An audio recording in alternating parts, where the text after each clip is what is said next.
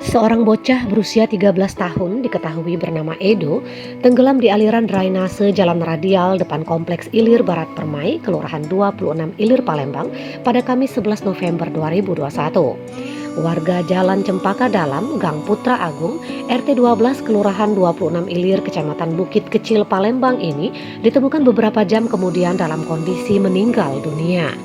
Kapolsek Ilir Barat 1 Palembang, Kompol Roy A. Tambunan menuturkan, sebelumnya ada seorang warga yang hampir berhasil menarik korban ke permukaan. Namun upaya yang dilakukan warga tersebut tidak membuahkan hasil, lantaran tarikan terhadap korban terlepas.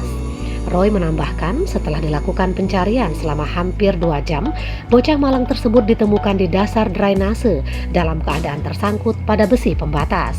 Setelah ditemukan, korban langsung dibawa ke Rumah Sakit Bayangkara Palembang. Namun nyawa korban tidak tertolong lagi.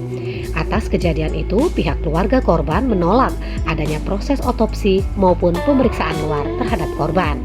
Kemudian jasad korban dibawa pulang ke rumah duka untuk dimakamkan. Laporan Fahmi Ramadan dari lokasi kejadian untuk Anda.